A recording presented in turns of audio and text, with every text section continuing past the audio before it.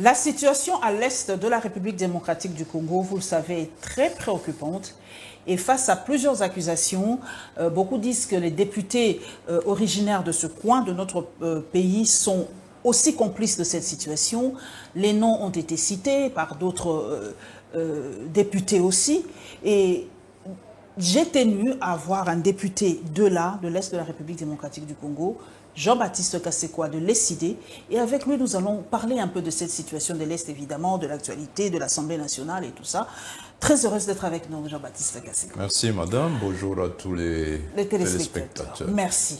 Je commence directement. On vous accuse, je reprends cette question parce que cela m'a fortement choqué, parce que ça reprend ces propos, que vous êtes responsable, complice de cette situation. Vous permettez, parce que vous protégez ces gens-là, entre guillemets, ces milices qui opèrent à l'Est de la République. Parce qu'il y a d'autres députés de votre législature qui ont cité des noms, qui ont dit que le Parlement est infiltré, qu'il y a des étrangers, entre guillemets. Jean-Baptiste Kasekwa, qu'est-ce qui se passe? Vous avez votre circonscription. Si aujourd'hui les gens de votre circonscription vous suivent aujourd'hui, qu'est-ce que vous allez leur dire? Merci, madame. À l'heure où je vous parle, en territoire de Nyiragongo, à Kibumba, la population est en train de fuir. Kibumba, c'est à 27 km au nord de Goma. La population a fui parce que depuis 3 heures, l'armée rwandaise a attaqué notre pays. Non, précisez, l'armée rwandaise. Madame, je le dis bien, je ne suis pas ivre. L'armée rwandaise. Ok.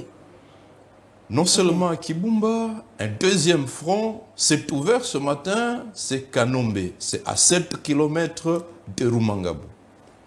Un troisième front, c'est à Bunagana, à la frontière avec l'Ouganda. Donc nos forces loyalistes sont en train de se battre sur 3 fronts. Les populations de Kibumba, de Kibati, depuis le matin, les enfants, les vieillards sont sur la route pour se concentrer dans des salles de classe à Kanyaruchinya, c'est dans le Nyiragongo, au nord de Goma, à Majengo, dans des conditions inhumaines. Et ce matin, dans une école à Ngangi, un papa s'est suicidé.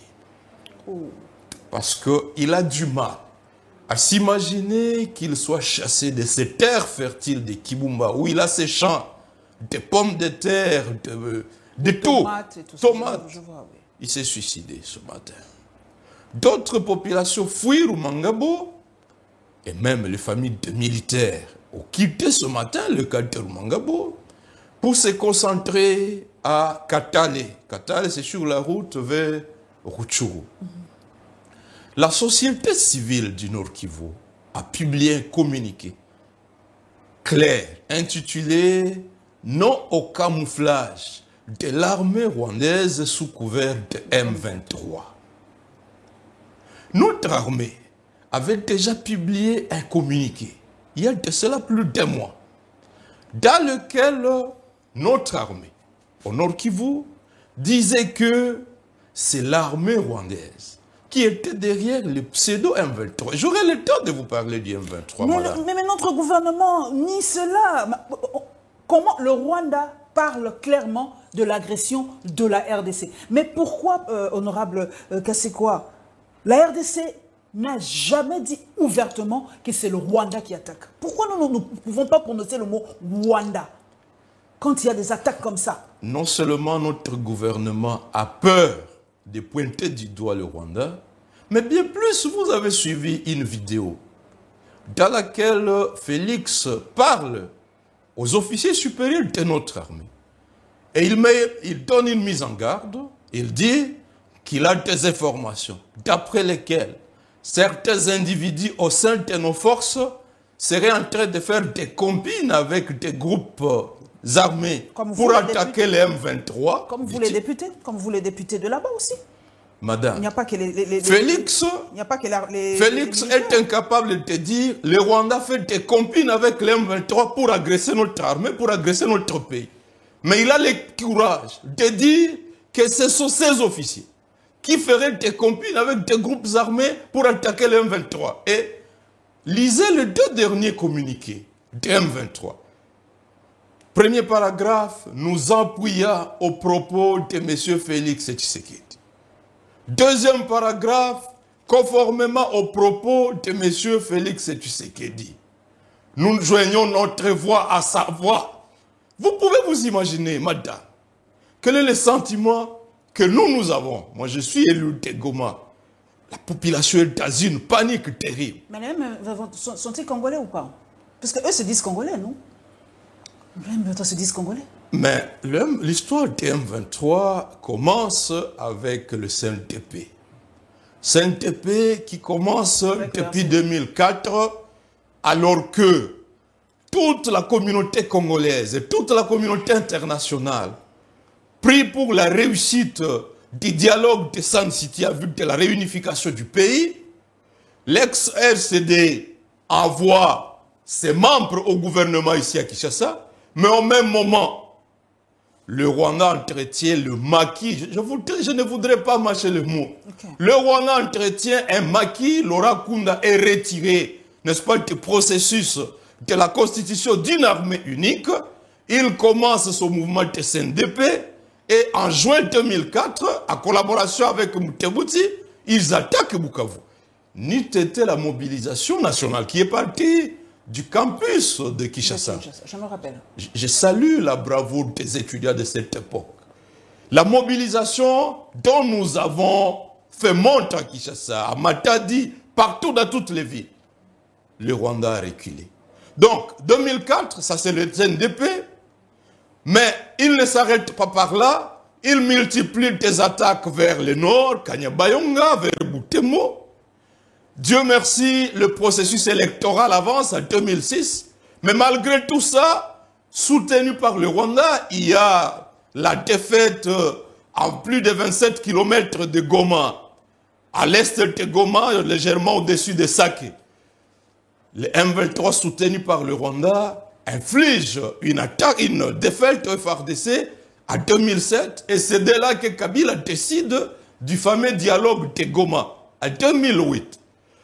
À l'issue de ce dialogue, des accords sont signés, le M23 se rétracte, reprend la guerre et reprend les mêmes positions qui sont attaquées aujourd'hui, le 28 octobre 2008, avec l'appui du Rwanda. Kibumba tombe sous leur contrôle et les Kalterumangabo tombent. C'est alors que l'on a vu Kabila aller précipitamment au Rwanda. Ils ont conclu un accord qui est resté secret et le 16 janvier, le théâtre janvier 2009, le théâtre à l'hôtel Iusi, où Kundabatoire est remplacé par Bosco Taganda. Était-il congolais Taganda? Il est aujourd'hui à La Haye. Lors de son procès, il a dit à Kinyarwanda, il a dit Ndumunyagwanda, je suis citoyen rwandais. Mais le voilà, il a été bombardé d'un grade général, commandeur des opérations, des programmes à Manileo, à Goma. Ça, nous sommes en janvier 2009. Et avec cet accord secret, Kabila, Kagame, on va imposer au gouvernement congolais de conclure un accord, le fameux accord du 23 mars 2009 à Goma. Dans cet accord, il est dit que tous les ex-M23 ne vont plus connaître le processus de brassage. Il reste... On déclare, on décrète ce que l'on a appelé mixage. C'est-à-dire, ces gens-là, on leur donne des tenues. Pourtant, le rapport des experts des Nations Unies, que nous pouvons encore lire aujourd'hui sur Google, a démontré clairement comment l'M23 a été, le CNDP, l'M23 a été monté, financé par le Rwanda. Et on a intégré des hommes. Mais par la suite, il s'est avéré que ces gens-là n'avaient pas leur cœur au Congo, n'avaient pas leur cœur dans l'armée. On a enregistré des défections à cascade. Vous voyez ceux qui dirigent les groupes armés Ngumino et Twigwaneo dans le sud Kivu. Ils sont venus des rangs des FARDC. Ils ont fait une défection pour retourner faire la guerre à notre pays. Ceux-là, d'autres ont été déployés vers Beni. Des régiments qui ont été constitués sous des conditions que la population continue à dénoncer. Les crimes qui ont été commis.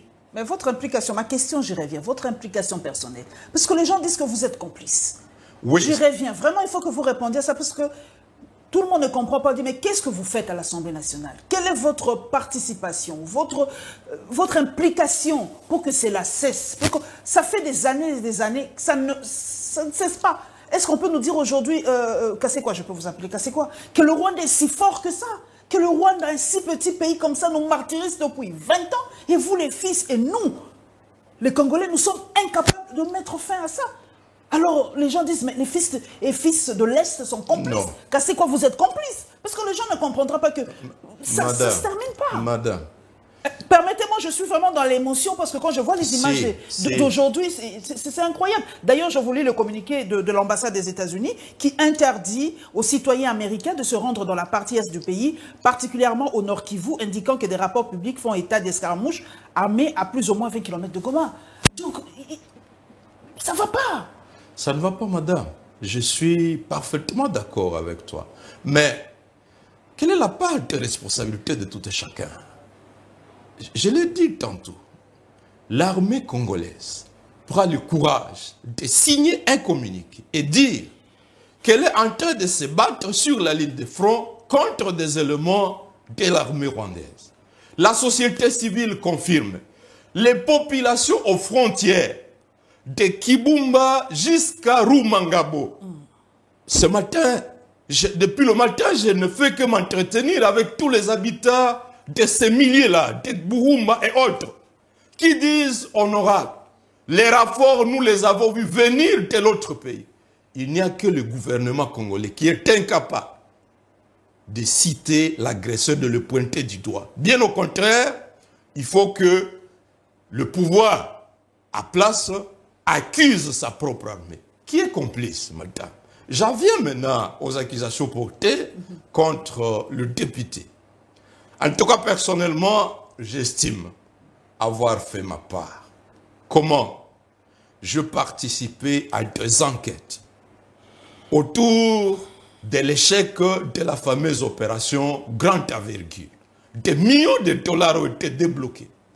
Sur le terrain, je suis de ceux-là qui ont rapporté que des fonds étaient détournés. Nous avons appelé l'ancien ministre de la Défense. Paix à son âme, j'ai appris qu'il est décédé, Mengo, je ne sais pas si c'est vrai. Oui, c'est vrai, c'est vrai. Au Katanga, oui. Nous l'avons interpellé à la commission de défense. Il a dit, honorable, les données que vous avez présentées sont vraies. Elles sont d'ailleurs insuffisantes. Nous avons fait venir des officiers impliqués dans ce détournement devant la commission de discipline de notre armée. Les sanctions vont tomber bientôt. 2 semaines après, les sanctions ont consisté à des promotions à des hautes fonctions. Quelle est la part du député, madame, de ça? L'ordonnance du 17 juillet 2020. 2021, nous avons identifié des éléments qui entretenaient, n'est-ce pas, à nouveau ce détournement des fonds. Je suis revenu avec un rapport accablant, d'après lequel, sur 14 mois, sur la ligne de fraude de Beni, Kinshasa n'aurait fait parvenir à Beni que 45 000 $, madame. 45 000 $. 45 000 $. Qui est le complice? C'est le député. De janvier 2020 à juillet, 25 000. De juillet à septembre, 15 000. De septembre à février 2021, 5 000. Pendant ce temps, vérifiez les livres ici, les documents, combien de fonds sont débloqués du trésor public au nom des opérations à l'Est. Et certaines mauvaises langues disent que c'est la guerre à l'Est qui bloque le développement de toute la République. Pendant que le militaire au front vive difficilement, j'ai rencontré un commandant qui disait, honorable, je suis contraint d'aller solliciter que des mamans nous donnent des chikwang à crédit pour nourrir nos forces. Je reviens de là. Il n'y a pas un mois, j'étais à Kassindi en février. J'ai été sur une position de nos forces. La population était en train de dénoncer des tracasseries. Nous y sommes allés avec un collègue. Et 3 militaires nous disent, honorable, Talabile Bape Sibissou. 3 gobelets, il y a l'osso. 3 gobelets, il y a Madesu. 10 gobelets à farine de maïs. Un morceau, il y a poisson tilapia. Na une boîte de tomates. Bapesibiso, ratio Anna pour 30 jours, 3 militaires. Quelle est la part des députés? Je fais rapport. L'Assemblée a voté une résolution qu'une commission d'enquête soit constituée pour établir les responsabilités autour du détournement des fonds destinés aux opérations. Cette résolution a été votée le 24 avril de l'année passée, à l'unanimité. Tilelo, nous sommes bloqués, résolution. Et on accuse, mais oui. Et pendant ce temps, il est incapable de mettre en application une résolution telle la plénière, mais il est à l'aise pour crier Binomba député à Est quitter les groupes armés. Papa, le véritable complice des groupes armés se retrouve dans les institutions ici à Kinshasa. Je pèse mes mots. Je cite d'ailleurs Martin Fayoulou, guerre dans la partie est de la République démocratique du Congo. Les populations locales et les FARDC pointent du doigt l'agresseur, mais le gouvernement illégitime congolais affiche un silence complice. Le Congolais et le monde ont-ils besoin de connaître la vérité? Bon, le gouvernement d'ailleurs va parler, quand on est en train d'enregistrer cette émission, le gouvernement n'a pas encore donné sa position officielle. Donc d'ici quelques heures, le gouvernement va en parler.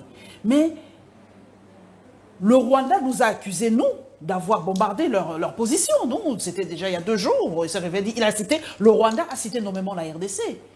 Bon, nous avons bombardé où, quoi et pourquoi? C'est là que je ne suis pas d'accord avec l'attitude du gouvernement congolais. Le Rwanda nous avait déjà agressés. C'est l'année passée. L'armée rwandaise est entrée dans le groupement de Burumba, territoire de Nyiragongo, à la frontière, près de Kibumba, là où les pseudo M23 ont pris les contrôles ce matin. Ils ont pris les contrôles de 6 villages. Ils ont pillé un dispensaire. Le gouvernement de M. Félix n'a dit aucun mot. Toutes les fois que l'armée rwandaise est entrée, nous sommes confiés au mécanisme conjoint de vérification. Pourquoi le Rwanda, lui, va se donner les kilos de dire il y a une bombe qui est tombée sur mon sol et par conséquent, j'interviens directement. N'avait-il pas possibilité que le Rwanda saisisse le mécanisme conjoint? Mais il a dit, non? Mais en même temps... Après avoir réagi. Bien entendu, après avoir réagi, je ne nie pas. Mais en même temps, madame, est-ce que tu sais que au pied du mont de la colline, de la montagne Sabignon, là où on parle de Tchanzu, c'est la position de M23 est à moins de 100 mètres du Rwanda. 100 mètres. Il nous faut une carte. Charlie, il faut chercher vraiment des cartes. Parce que là, je suis dans un vide, je ne comprends pas. Donc, Tchanzu est à moins de 100 mètres de... Là où la position de M23 se trouve. Mais on a récupéré cette colline de Tchanzu, non? Avant-hier, les FARDC étaient au pied de Tchanzu. On n'a pas récupéré? Mais les rapports sont venus du Rwanda, madame. Je ne voudrais pas être complice de cette affaire. Wow. Alors, à moins de 100 mètres de la frontière, là où je vous ai parlé, à 7 km de Rumangabo, nous sommes dans la zone en frontière avec le Rwanda. Kibumba, c'est à la frontière avec le Rwanda. Comment comprendre que le Rwanda, qui ne supporte pas la moindre menace des FDLR et d'autres groupes armés, le Rwanda se donne même le droit de les poursuivre jusqu'à plus de 300 km à l'intérieur du pays, dans les Walikale, dans les Lubero. Comment expliquer qu'aujourd'hui les Rwandais supportent la présence de M23 à moins de 100 mètres de sa frontière?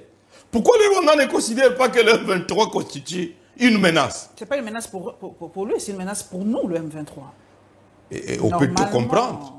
Si le M23 n'est pas une menace contre le Rwanda, on a tout compris. On a tout compris. Il faut être du gouvernement congolais pour nier l'évidence. Donc, lorsque on nie la vérité et on retourne cela aux paisibles citoyens, on retourne cela contre les députés, je veux bien. Il y a des députés qui ont été dans les groupes armés. Tout comme ici, à Kinshasa, il y a des ministres qui ont été membres du RCD, du CNDP. D'ailleurs, en juillet 2019, le gouvernement congolais aurait conclu un accord avec les ex-M23 à vue de 2019. Okay. Je me réfère ici à la lettre du coordonnateur du mécanisme national de suivi de l'accord d'Addis Abeba. En novembre 2019, il a adressé une lettre à l'auditeur général de TFRDC pour lui demander de suspendre les poursuites judiciaires contre les éléments du M23, au motif que cette suspension allait permettre la feuille de route conclue le 29 octobre 2019 en vue de la mise en œuvre de ces accords de juillet 2019. Donc, de la même manière que sous Kabila, il y a eu les fameux accords mortels du 23 mars 2009, sous Tshisekedi, il y a eu des accords qui restent secrets de juillet 2019. Et j'étais à Rutshuru au mois de mars. Je suis parti rencontrer les rescapés de la guerre qui fuient partis de Bunagana, de Tejomba. Ils me disent, honorable, en fouillant de nos champs, ces éléments M23 que nous rencontrons nous demandent de transmettre notre message au gouvernement qu'ils ne viennent pas pour faire la guerre, mais tout ce qu'ils réclament, c'est que Félix mette en application les accords qu'ils ont signés ensemble. Vous avez lu ces accords? Vous avez lu ces accords? J'ai lu la lettre du coordonnateur national du mécanisme de suivi de l'accord d'Addis Abeba. Ces accords restent secrets. Mais dans la lettre du coordonnateur, il parle effectivement de l'intégration des ex-M23 dans l'armée encore? Dans l'armée et dans les institutions politiques. Non. Encore? Pourtant, la loi portant organisation et fonctionnement de l'armée dans notre pays indique clairement que nous n'allons plus accepter que ces criminels intègrent notre armée. C'est réglé. C'est déjà réglé. Donc ils veulent encore un autre mixage dans l'armée, dans les institutions. Madame, mon hypothèse peut être fausse. Mais je suis tenté de penser que l'on veut prendre en otage les populations de Goma, de Kibumba. Tu sais, depuis ce matin, il n'y a plus de circulation entre Goma et Rutshuru. Pourtant, c'est Rutshuru qui alimente la ville de Goma en vivre. Comment on appelle ça? Siège? Siège oui. de Goma, ils veulent Goma est pris mis en siège. Et ils sont non loin. Vous savez que la protection de Goma est assurée par les contrôles d'une vallée, ce que l'on appelle la vallée de Mwaro, légèrement après Kibumba. Or, ce sont ces éléments M23 qui ont pris le contrôle de Mwaro. Ce matin, oui. Nos forces ont dû replier et sont à un endroit que l'on appelle 3 antennes. Et donc la menace est réelle sur Goma. Goma peut tomber? Goma peut tomber? En tout cas, si rien n'est fait. Et à mon avis, c'est l'appel que je lance et que le président Martin a lancé depuis hier. Nous avons eu une matinée de plusieurs membres de l'ECD pour leur dire, chers amis, la menace est à prendre au sérieux. Figure-toi, madame, pour que l'M23 bénéficie des renforts de l'agresseur, c'est par véhicule, et même à pied. Mais pour nous, pour que nos forces retrouvent des renforts en matériel, en hommes, il faut par avion jusqu'à Goma.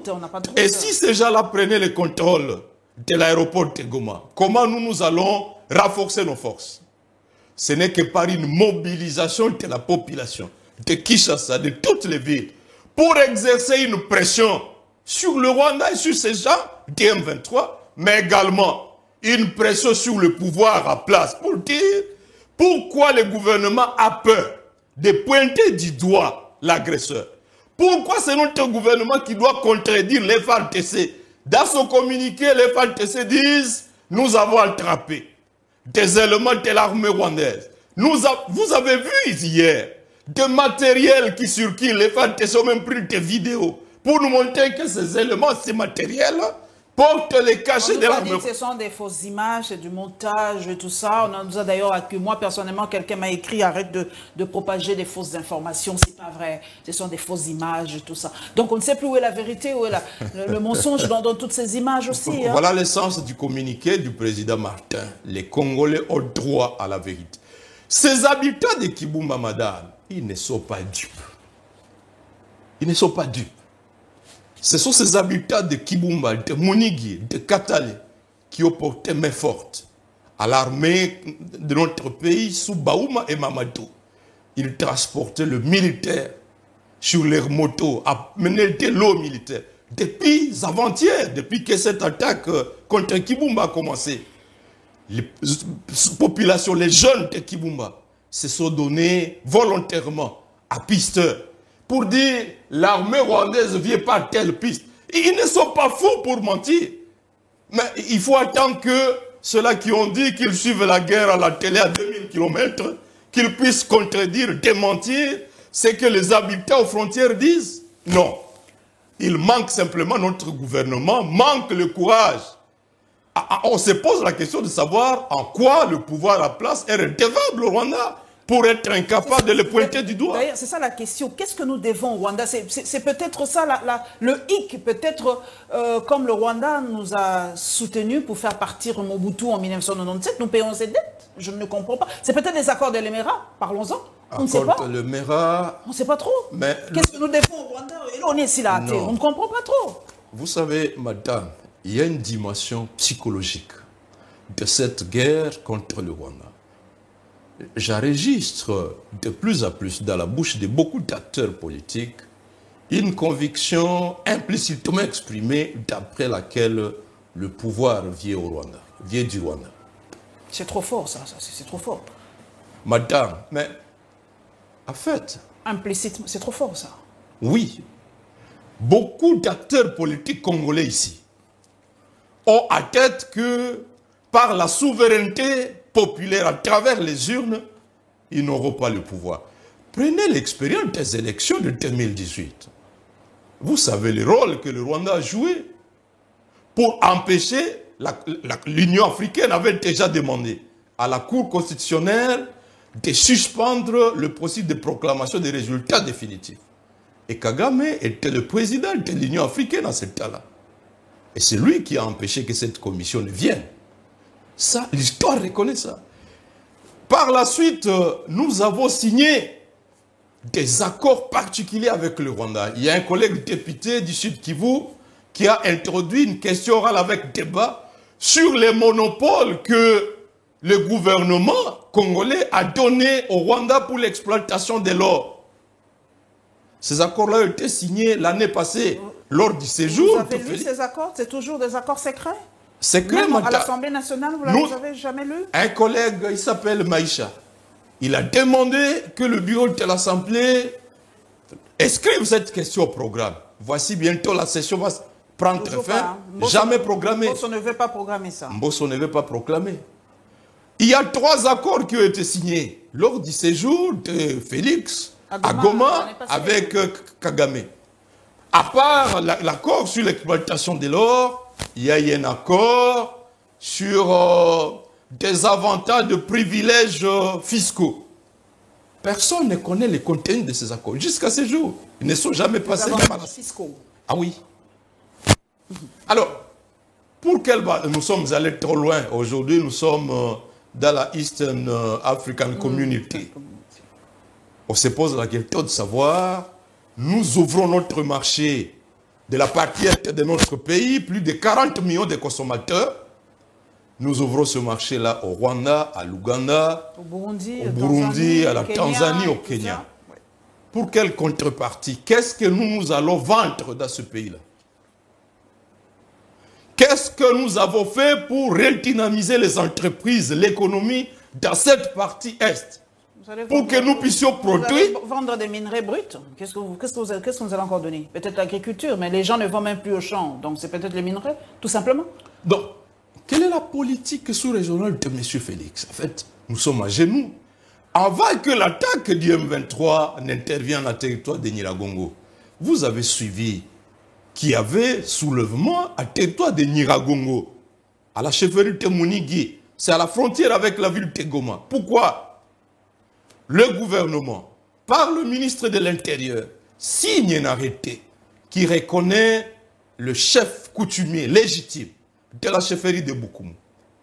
Le gouvernement provincial annonce un programme d'installation de ce mois. Le lundi dernier, Tout le service de protocole est fait prêt. Et à la dernière minute, on dit il y a un message oral d'après lequel le Mwami ne doit plus être installé.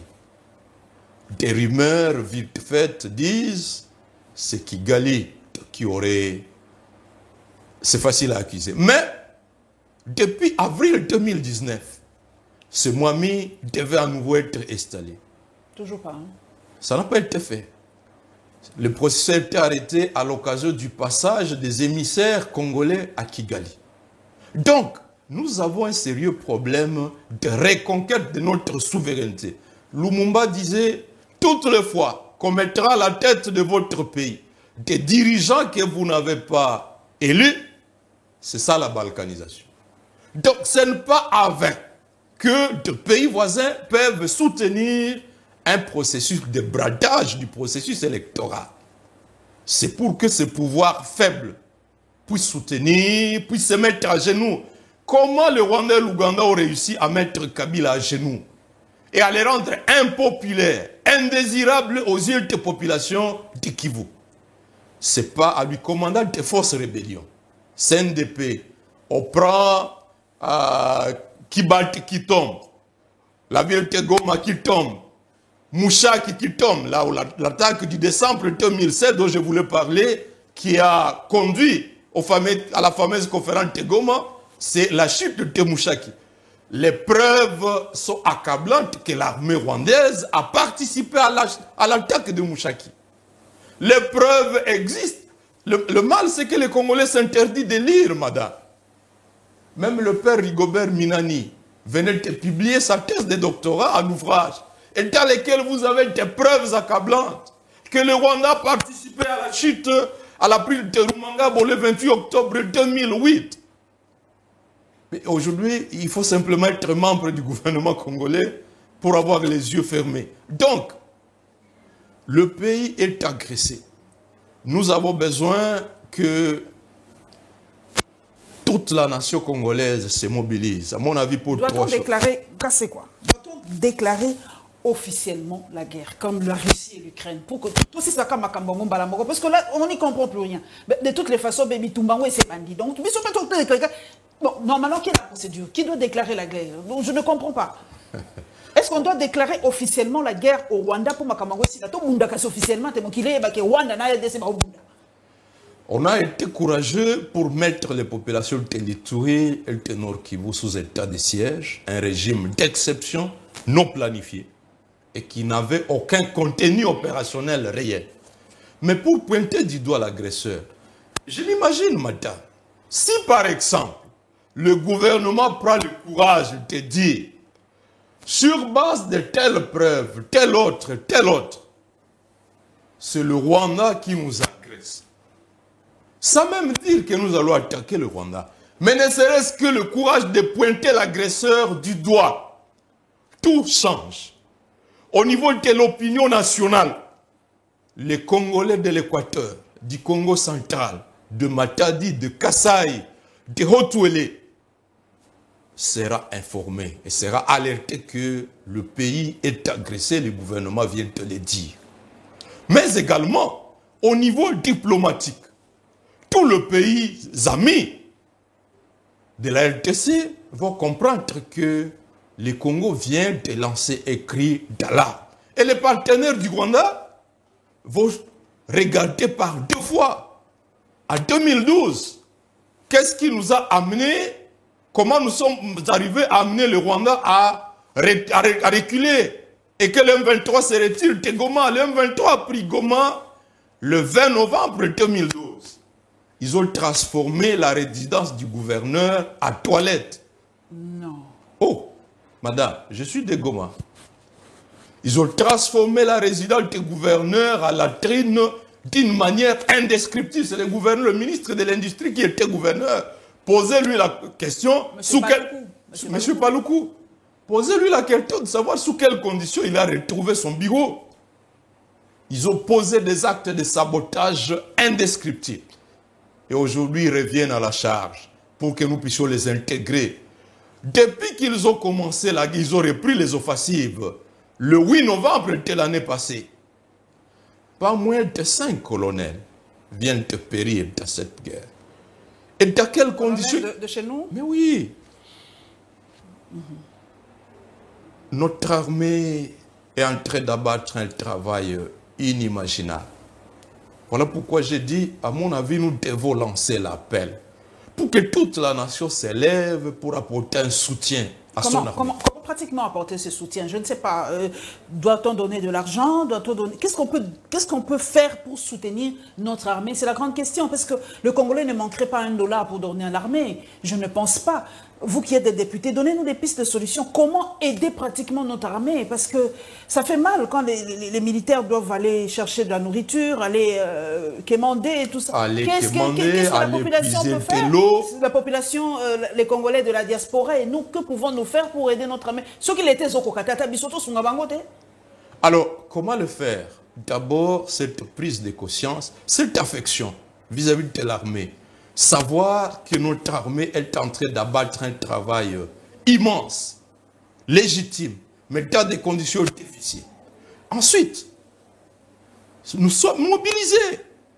Il n'est pas interdit que nous apportions de l'assistance, même matérielle ou financière, à nos forces armées. La loi ne l'interdit pas? Non, la loi ne l'interdit pas. J'ai vu, il y a 2 ans, le mouvement citoyen La Lucha a fait une collecte de vivres à Béni et d'argent. Et ils ont apporté leur contribution à l'armée. Je crois que c'est ce que nous devons faire. Hein. Toute la nation nous devons le faire.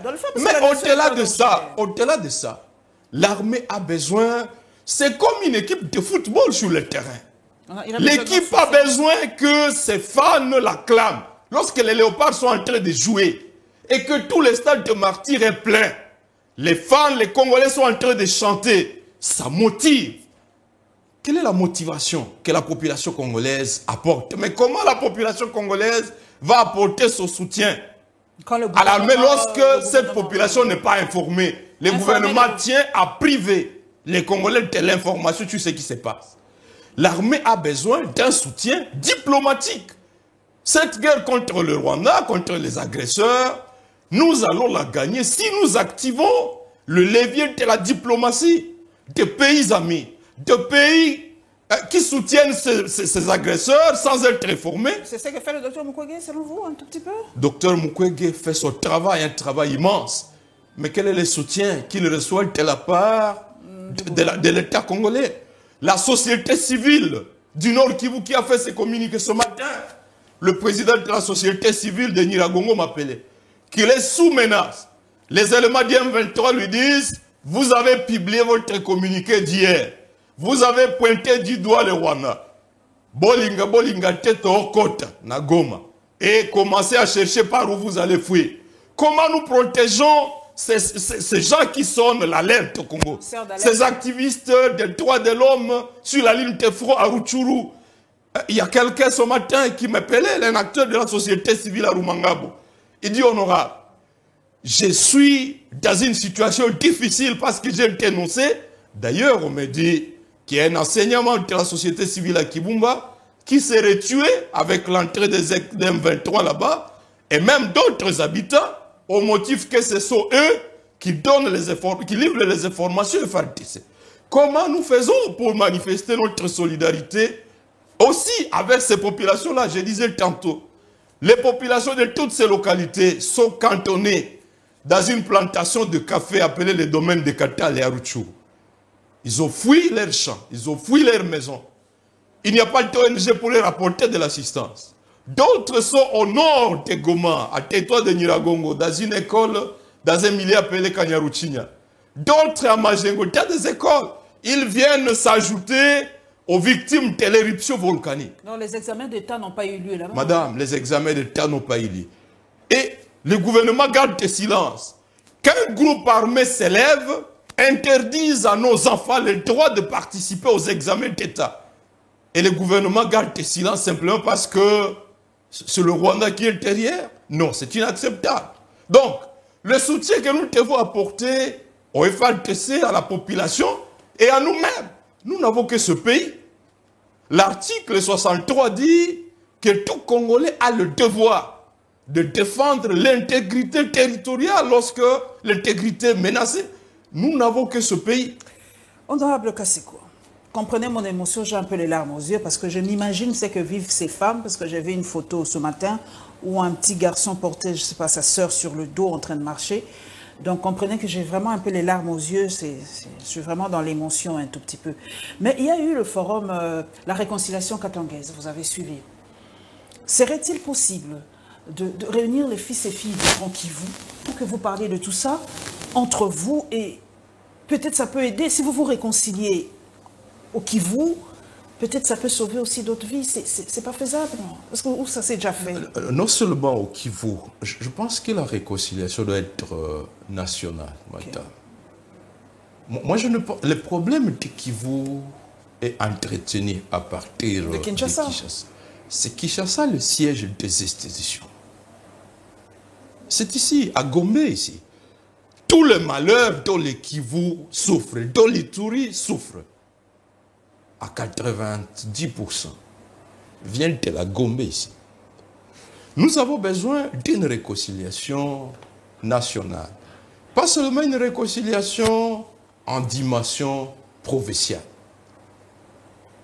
Depuis les tentatives de réconciliation sous la conférence nationale, qui a avorté, et en 1997, nous avons vécu la guerre de l'AFDEL.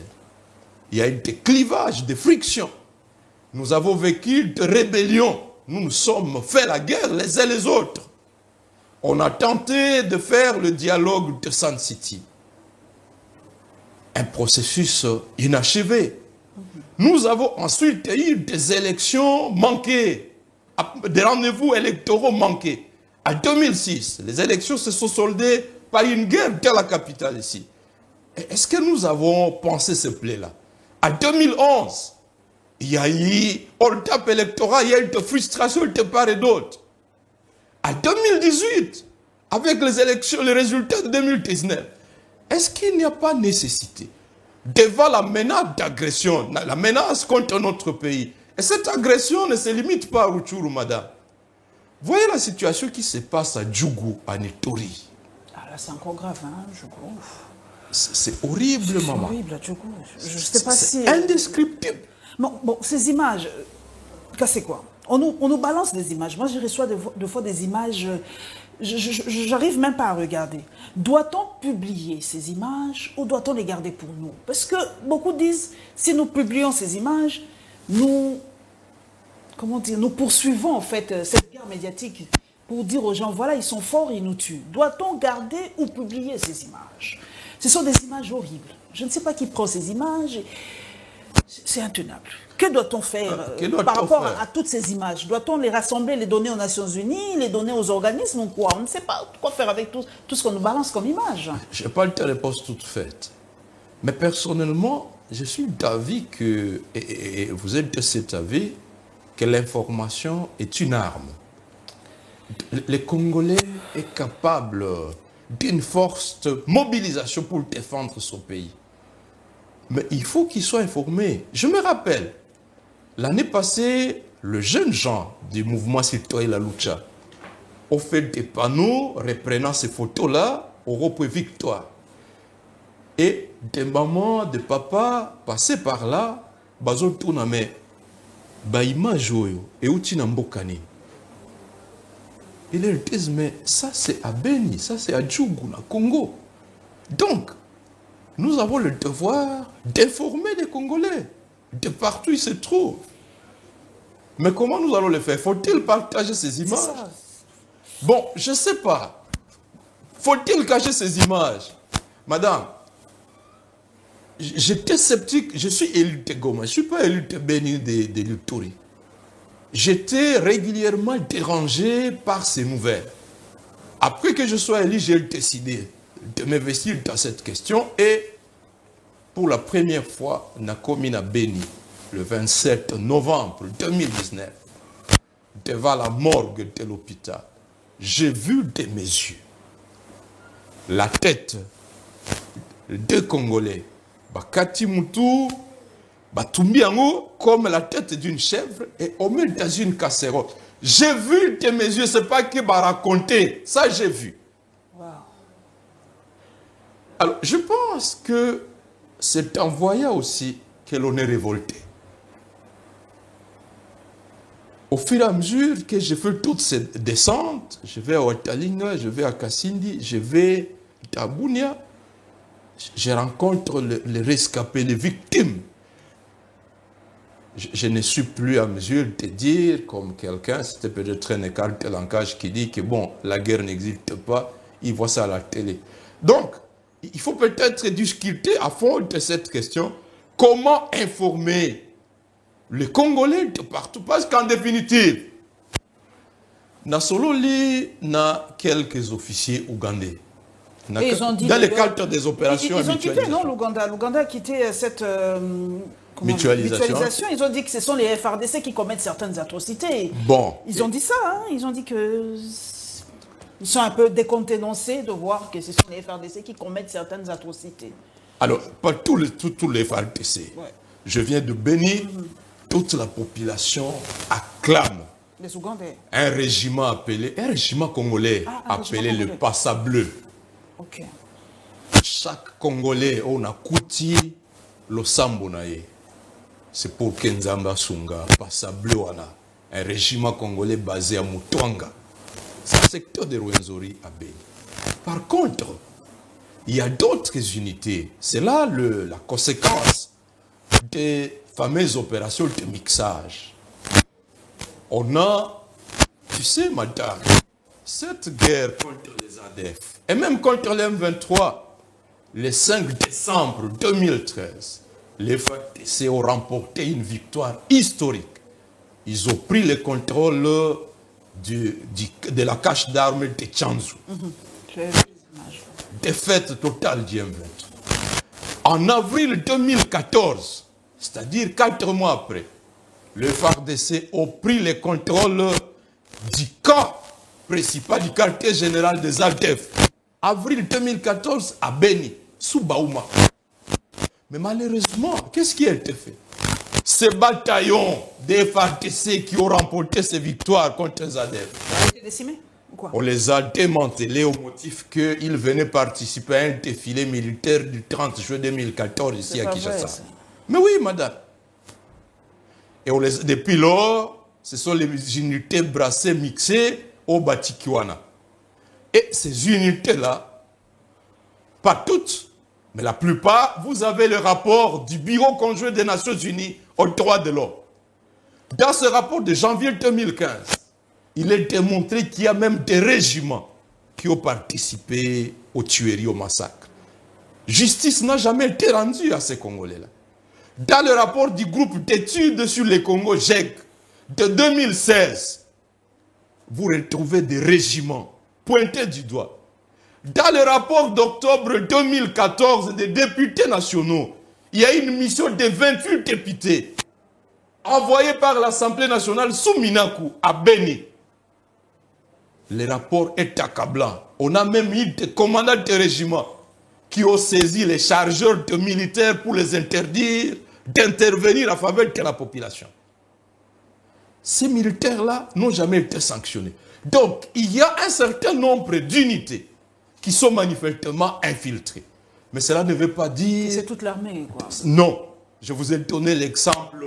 Je suis arrivé à Massambo, dans le groupement Basongora, à Beni, près de Kassindi.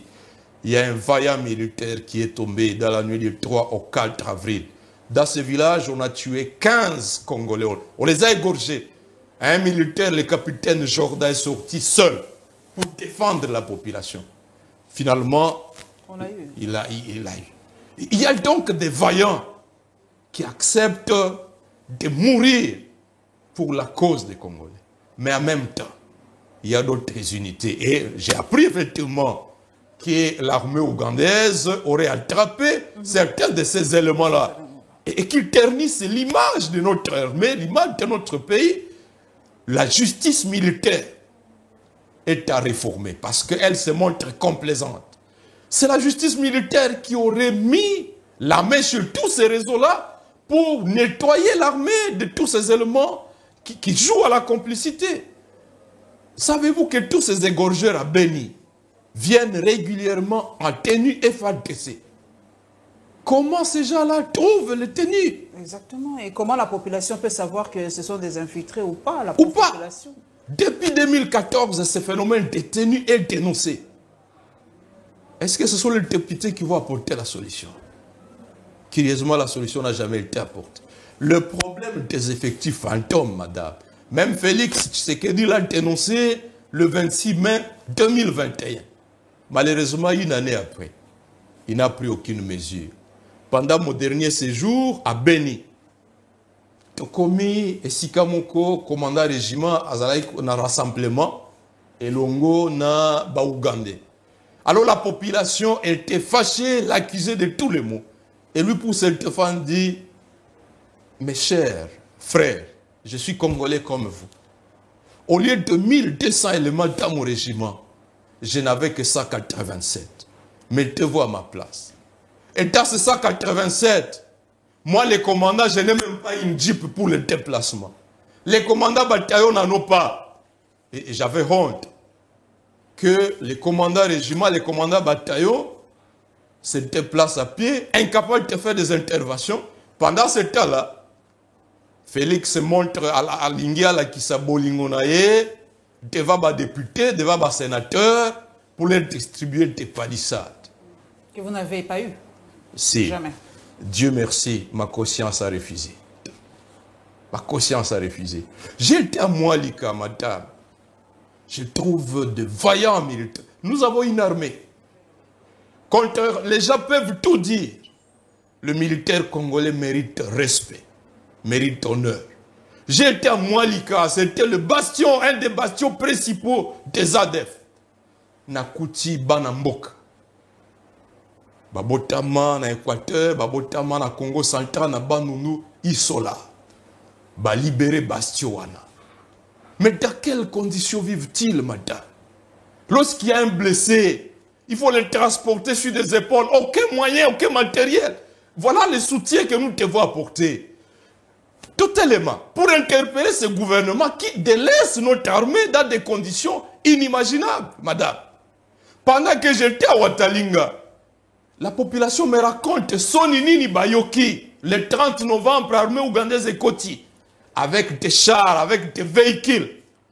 Il fallait, côté Nabiso, ba commandant, bati Ndikabango, ti na rivière Semuliki, et si il fallait bati à quartier général. Ba mati na mi tukana bango, ba lobi, commandant, passé devant, bino de Mbakolo Mabele, bola ki sabi sondel. Mais notre commandement n'a pas de véhicule.